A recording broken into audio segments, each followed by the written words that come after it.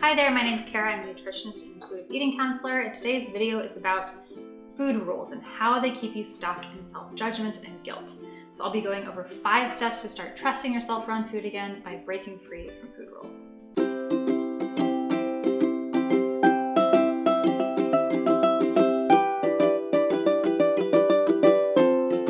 There are 2 ends of the spectrum when it comes to your relationship with food.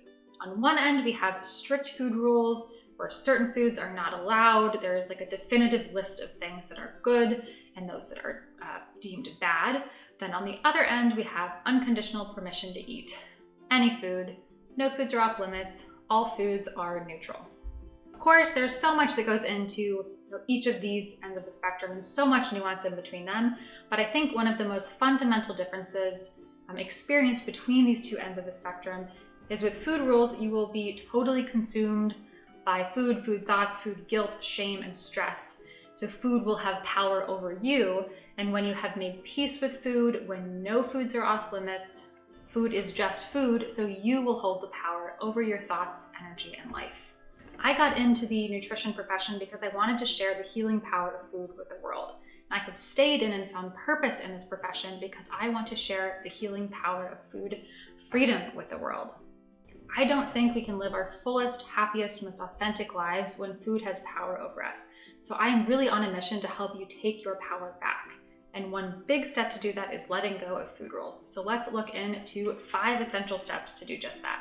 The first step is to acknowledge and identify the rules. So you may have many subconscious rules that are formed by beliefs that you have about food. So for example, you believe that sweets are unhealthy, so they should be minimized. So you may be acting in accordance with a rule about how many sweets you can have in a day or a week, or maybe it's just a thought like, I've had too many sweets this week, I need to not have any for the next week. So it may not be outright, straightforward 2 sweets per week rule, but you are still acting in alignment with the belief that sweets are unhealthy and should be limited.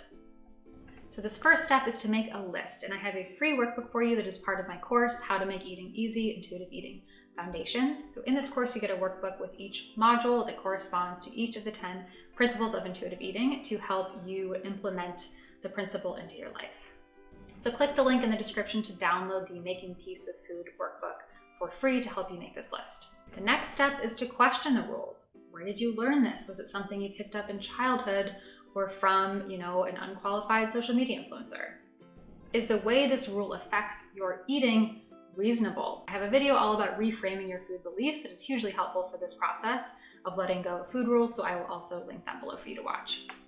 As I said before, the most important step to letting go of food rules is to break those rules, to eat the foods that you have previously labeled as off limits so you can really take your power back. We do this through systematic habituation, and there's a guide for how to do this in the workbook, so be sure to download that. Dieting and having food rules makes it so habituation is impossible. And by habituation, I mean a diminished psychological or emotional response to a frequently encountered stimulus. Which for food means if you're allowed to have it at any time and you eat it all the time, it's not that exciting anymore. It takes away the forbidden fruit syndrome. When we restrict something, it makes it much more exciting. It's the forbidden fruit. And we can never get used to it. We can never habituate to it if we have rules and conditions around when we allow ourselves to have it. When you do these first 3 steps, identify, question, and break the food rules, and I know it's easier said than done, in this process, when you remove the novelty of the forbidden foods, you will gain that self-trust back that dieting has taken away from you. The 4th step to start trusting yourself around food again is to understand your hunger, specifically primal hunger. So if you have a chaotic eating schedule, whether you are intentionally or unintentionally going way too long without food, when you have access to food again, especially if it's the food you have rules around, your body will basically take over and there will be an urgent primal drive to eat that is physiologically and hormonally driven. So this is primal hunger, where it feels urgent and you're just super, super hungry. It will feel out of control, and this may cause you to say, wow, it's true, I really can't be trusted around XYZ food. So a perfect example of this is not eating for several hours before you go out to dinner and having the expectation of yourself that you are not going to eat the bread basket. Maybe you have a belief or food rule around bread or carbs in general. Maybe you have a belief that carbs should be limited or you shouldn't eat them on their own or whatever it is. When that bread basket comes, your mouth is going to water, you're going to have an intense drive to eat it naturally. Then you may find that you can't stop eating it once you have a piece. So this is going to kind of confirm in your mind that eating carbs like bread is something that I can't be trusted around, and I just need to have more control over myself and willpower and discipline. So understanding what's happening in your body when you reach this state of primal hunger, and understanding that it's not something that you're doing wrong, it's just your body systems working as they should to keep you alive, that's important to understand. A whole blog post about primal hunger that I will link to in the description as well as a video all about hunger and fullness and the hunger-fullness scale that we use in intuitive eating. The last step is to have self-compassion. The food rules you've had now or in the past, and the sense of control they may have kind of superficially given, served a purpose for you at one point. There was a reason you set out to make yourself feel safe and contained with those rules.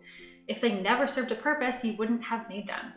So this is the time to offer yourself compassion. We change, our knowledge changes constantly throughout life, and it's not until we know better that we can do better for ourselves, and dieting and food rules is no different. For me, my years of dieting and feeling shame with food were some of the hardest of my life, but I do believe they served a purpose. It was a time in my life where I felt I had no control over my circumstances, and it was my attempt at, seeking safety and control over my life.